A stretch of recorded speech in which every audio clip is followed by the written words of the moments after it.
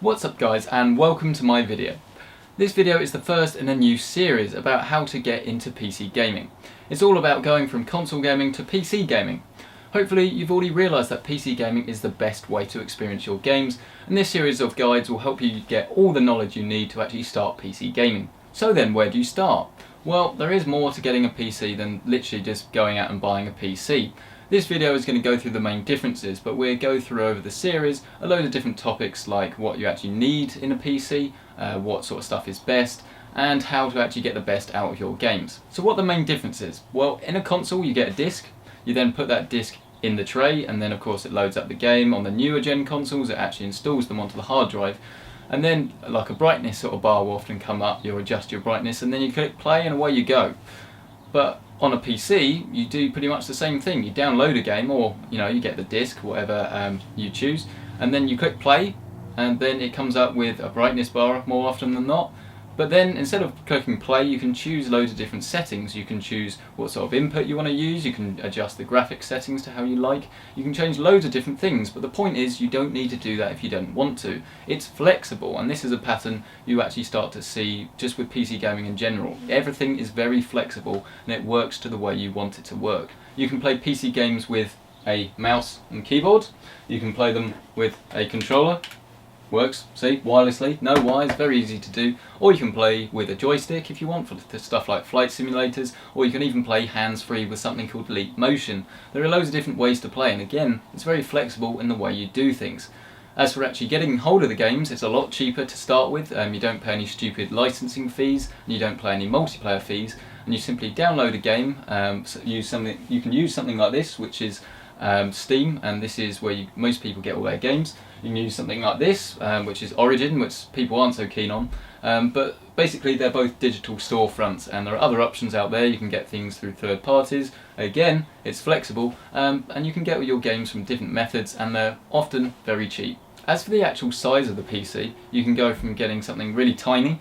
My personal machine is fairly small, but you can get it real tiny, or you can get it massive. You can get a gigantic machine that puts loads of different hardware in. Again, it's up to you, and it's very flexible. And the other thing about PC gaming that's becoming more of a trend lately, and a lot of people are trying to do, is to kind of make it more console-like, in the sense that consoles are really easy to use. And if you want, you can stick a PC just next to a TV, and then you get this big overlay that comes up whenever you boot into your computer, and then just to play your games it's as simple as hitting the play button, but you've got all these different options as well. So if you really don't like the idea of using a PC for, PC, like word processing, internet browser, all that sort of stuff, you can literally use it as a console if you want. You don't ever have to really enter Windows other than an initial setup. Now, over the course of the 2 odd years that I've been doing YouTube, a lot of people have left comments on my videos, and these comments are all about PC gaming myths, and they're stuff that just simply isn't true.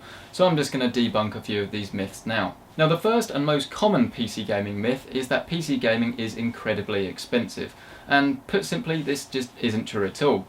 There are PCs to suit every budget. If you are someone that is on a tighter budget, or someone that doesn't care so much about how good the graphics are, then yes, there are definitely console-like budget options out there for you.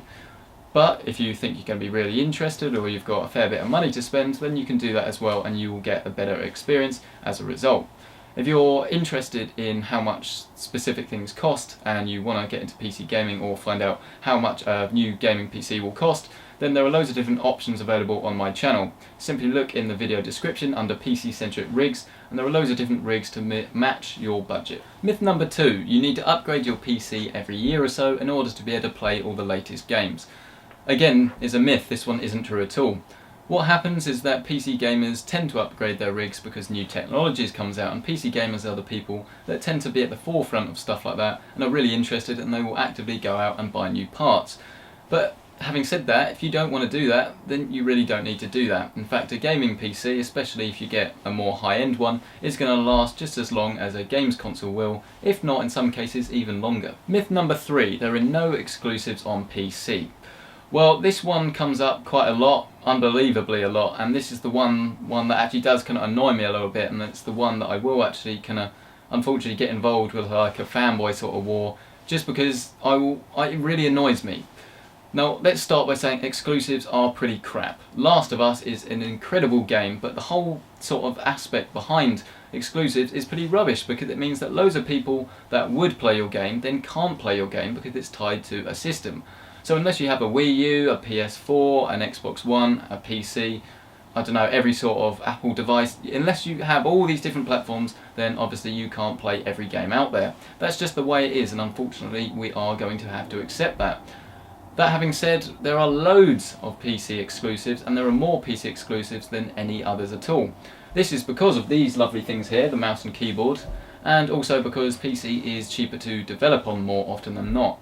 This is kind of changing a little bit with both PS4 and Xbox One supporting indies, but PC is still the home of the indie games, and there are way more exclusives on PC than there are anything else. And of course that does apply to AAA games as well. And this has gone off, but no, it's fine. To anyone that tells me I can't play Forza Motorsport, I will say I have KSP, Kerbal Space Program. I know what I'd rather play, but yeah, forget about that. But yeah, thumbs up for KSP. And of course, PC is the only thing out there that is truly backwards compatible and can play pretty much any old game you want. In fact, in my Steam library there are a load of old games, including one of my all-time favourites, Tomb Raider 2. Now those are the main 3 myths, but there are more out there.